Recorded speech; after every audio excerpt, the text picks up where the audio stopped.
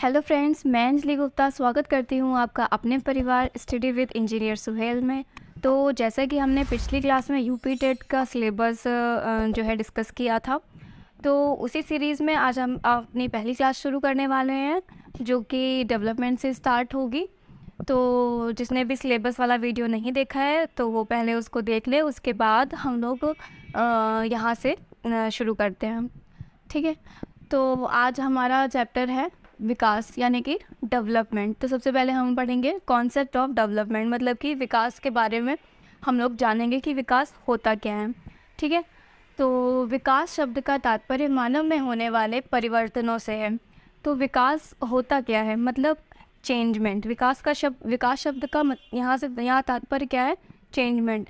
Changement कैसे होता है, जैसे कि फिज़िकल, कॉग्निटिव, मतलब कि शारीरिक परिवर्तन या सामाजिक परिवर्तन होता है हमारा, संज्ञानात्मक परिवर्तन या नैतिक परिवर्तन, या जो भी ये विकास होते हैं, सामाजिक विकास।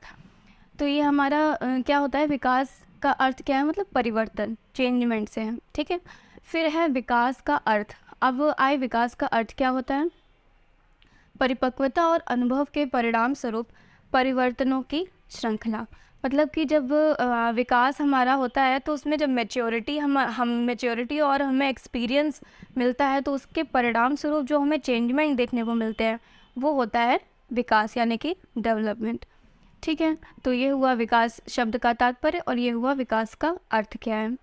अब है थर्ड पॉइंट, विकास के परिणाम स्वरूप नवीन विशेषताएं और नवीन योग्यताएं प्रकट होती हैं। ये किसने कहा है, हरलॉक ने। तो ये हमारी एक डेफिनीशन है जो कि बहुत इंपॉर्टेंट है, आपके 2017 में पेपर फर्स्ट में आई हुई है। तो क्या है ये, विकास के परिणाम स्वरूप नवीन विशेषताएं और नवीन योग्यताएं प्रकट होती है। ठीक है, तो जब हमारा विकास होता है यानी कि बच्चे का जब डेवलपमेंट होता है तो उसमें नई विशेषताएं कुछ हमें देखने को मिलती हैं, कुछ उसके नए एक्सपीरियंस देखने को मिलते हैं, उसके नई योग्यताएं हमें देखने को मिलती हैं।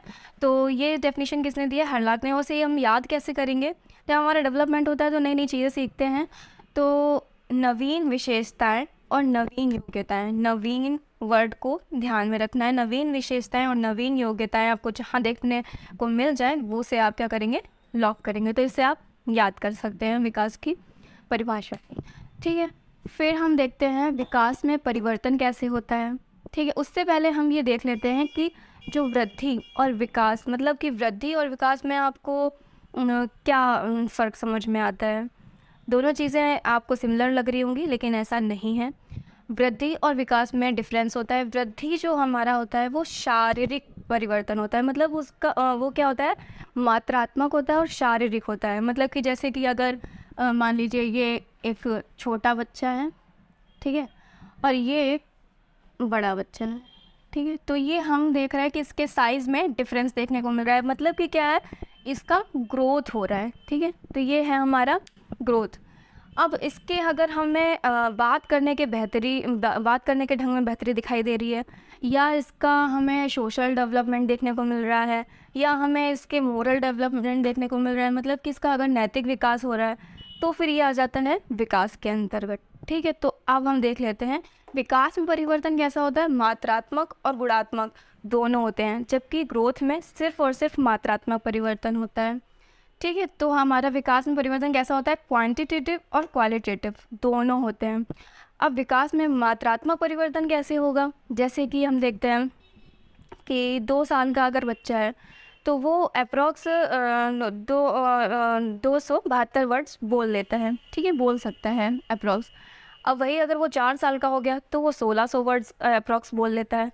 तो ये हमें क्या देखने को मिला कि उसमें विकास हुआ है, मात्रात्मक विकास। मतलब हम उसे देख सकते हैं ना, मेजर कर सकते हैं कि वो उसमें मात्रात्मक विकास हो रहा है।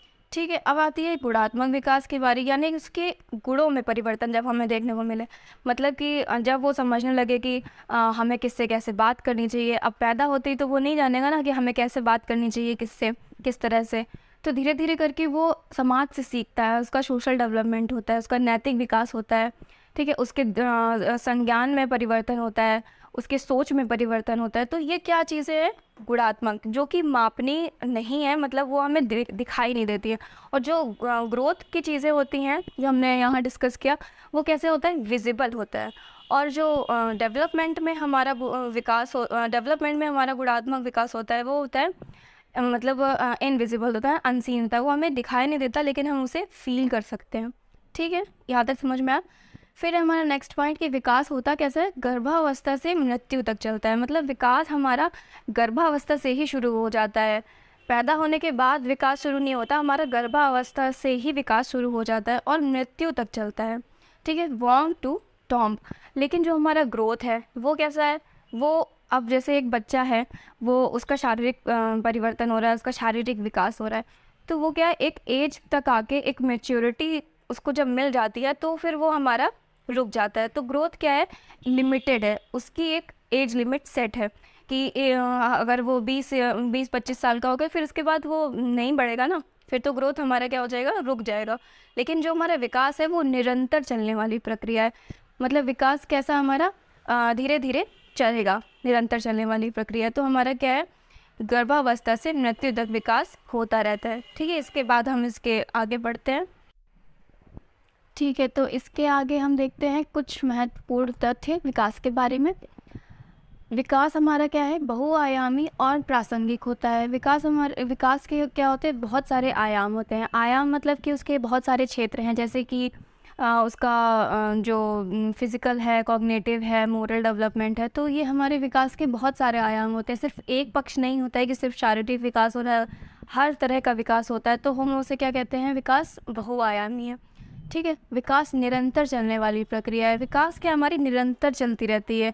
अब ऐसा नहीं है कि विकास अभी हमारा 2 साल की उम्र में मान लीजिए कि बच्चे ने चलना या चलना सीखा है, उसके बाद वो 3 साल का होगा तो वो अचानक से दौड़ना सीख जाएगा और तब तक उसके बीच में वो कुछ नहीं करेगा। तो ऐसा नहीं है, विकास हमारा क्या है, निरंतर चलने वाली प्रक्रिया है। मतलब ग्रेजुअली धीरे धीरे वो चलती जाएगी। ठीक है, फिर है हमारा विकास क्या है, सर्वांगीण और व्यापक होता है। विकास हमारा सर्वांगीण होता है, सभी पक्षों का होता है और व्यापक होता है।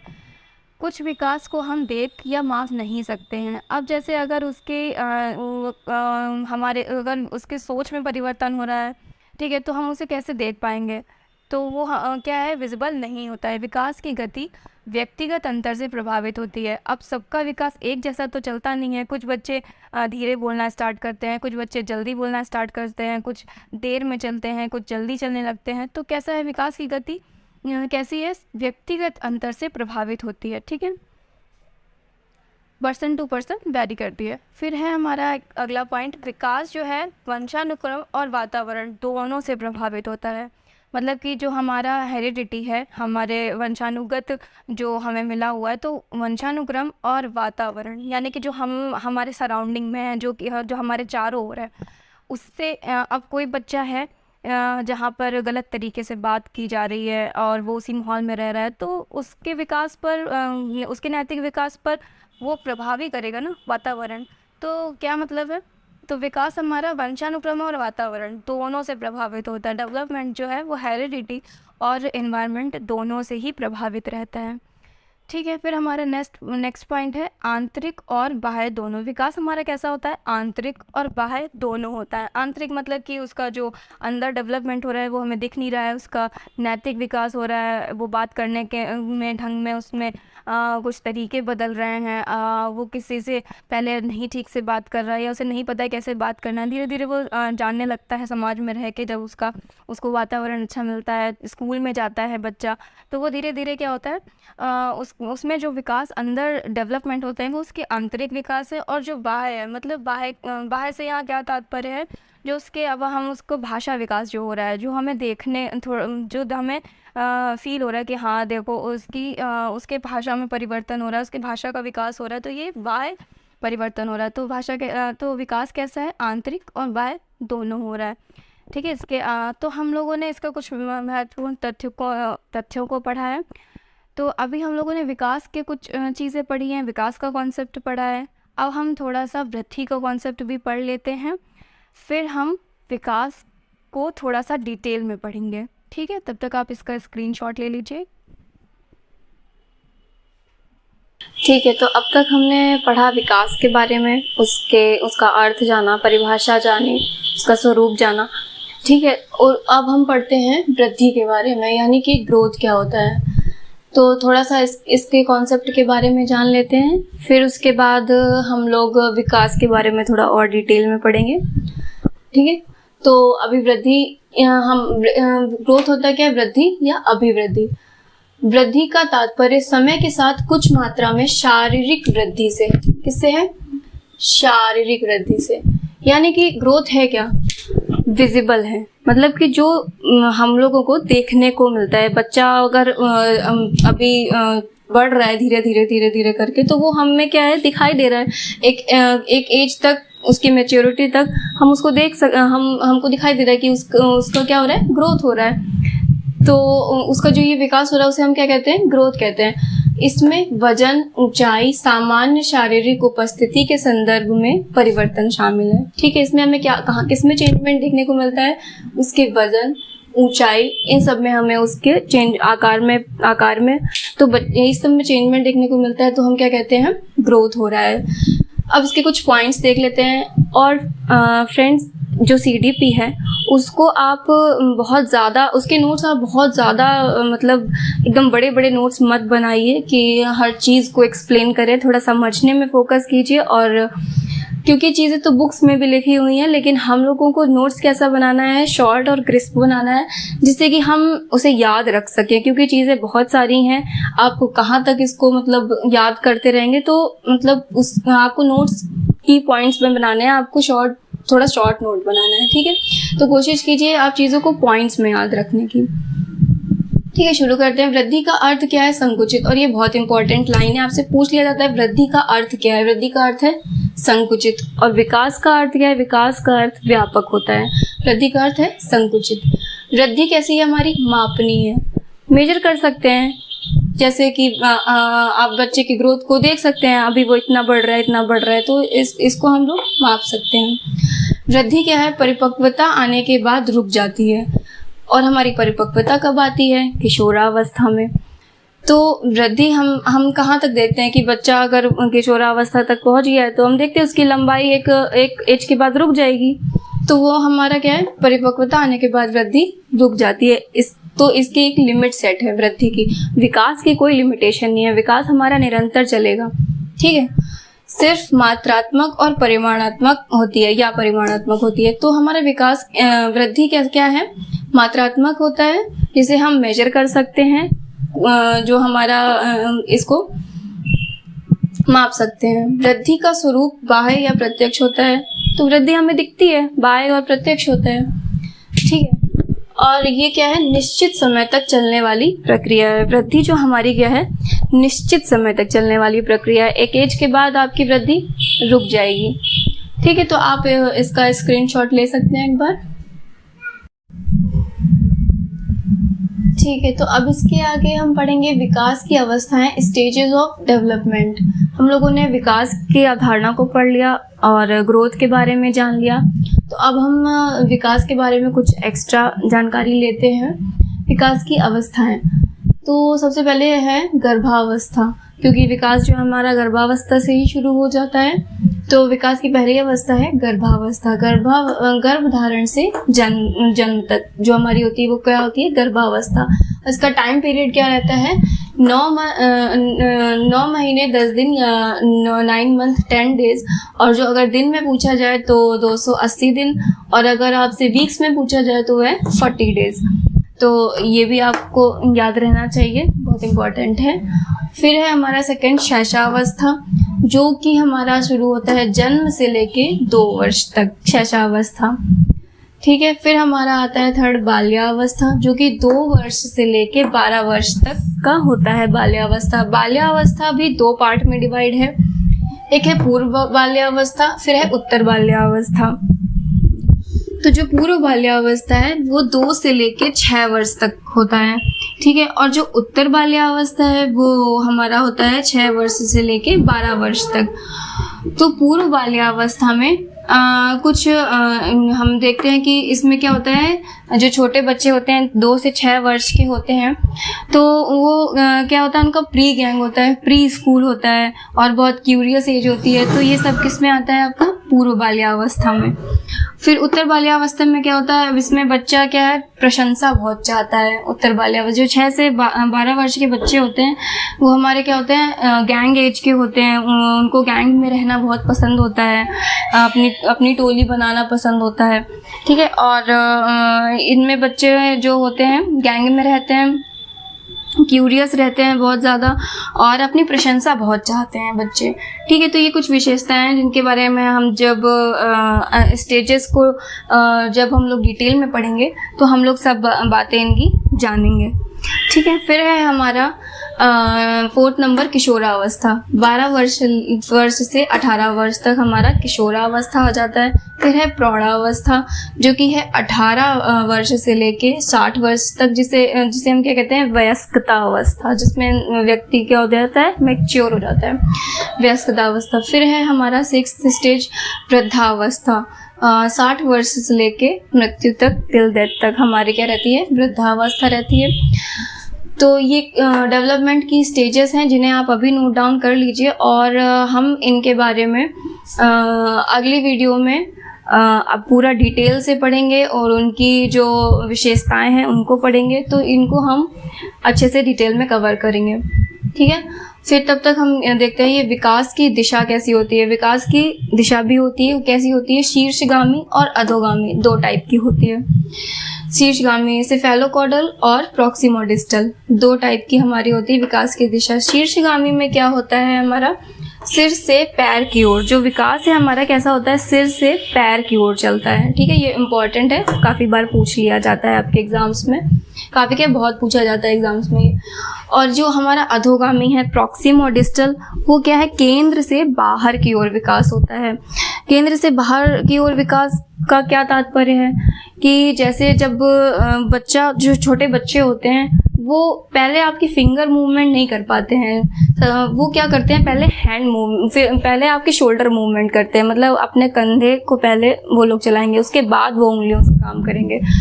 तो हमारा जो अधोगामी क्या है, वो केंद्र से बाहर की ओर होता है। इसका ये एग्जांपल है कि बच्चा हमेशा पहले पहले आपके कंधे की मूवमेंट को करेगा, उसके बाद ही अपने फिंगर्स के मूवमेंट को करेगा। तो आप इसका स्क्रीनशॉट ले सकते हैं एक बार, ठीक है। तो अब हम देखते हैं मोटर स्किल्स डेवलपमेंट, चालक कौशल विकास, मतलब कि बच्चे में जो मतलब चालक कौशल विकास, उसकी जो मोटर स्किल्स हैं वो कैसे होती हैं, पहले कौन सी मसल की मूवमेंट होती है, बाद में कौन सी होती है। तो वो 2 टाइप से होती है, अपरिष्कृत और परिष्कृत। अपरिष्कृत मतलब स्थूल चालक विकास, जो कि है ग्रॉस मोटर स्किल्स। अब आपने देखा होगा कि बच्चा मतलब जब पैदा होता है उसके बाद वो घुटनों के बल चलता है या अपनी और शारीरिक क्रियाएं करता है, तो पहले वो बड़ी मसल्स की मूवमेंट करता है, खेलना कूदना शुरू करता है, पहले बड़ी मसल्स की मूवमेंट करता है, उसके बाद ही छोटी मसल की मूवमेंट करता है। मतलब कि जैसे लिखना क्या है, छोटी मसल की मूवमेंट है। तो फिर जो हमारा ये है परिष्कृत सूक्ष्म चालक विकास, मतलब फाइन मोटर स्किल। अब उसके लिए उसको क्या चाहिए, फाइन मोटर स्किल लिखने के लिए।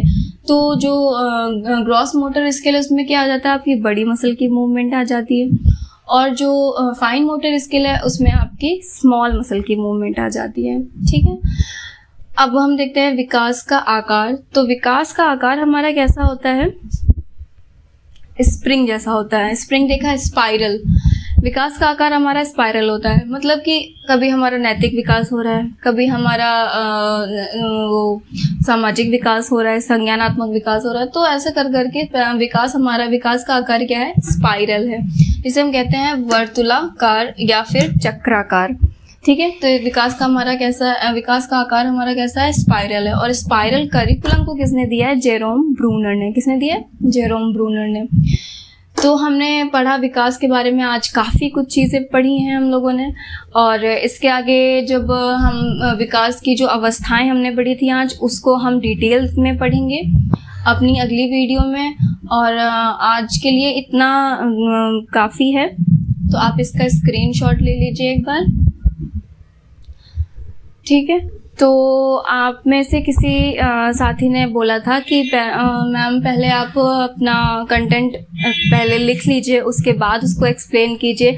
तो ये बात भी सही है उनकी, क्योंकि यूपी टेट का नोटिफिकेशन कभी भी आ सकता है। तो मैं समझाऊँ आपको, फिर उसके बाद उसको डिटेल में लिखूँ, उसके नोट्स आप लिखें, तो ये काफ़ी लेंदी प्रोसेस हो जाएगा। तो मैं ऐसे लिख के एक्सप्लेन कर दूँगी, तो ताकि आप अच्छे से नोट्स भी प्रिपेयर कर लीजिए और समझ भी लीजिए। फिर हम लोग इस चैप्टर के बाद इसके क्वेश्चन प्रैक्टिस भी करेंगे। ठीक है, तो मिलते हैं नेक्स्ट वीडियो में, तब तक के लिए नमस्कार।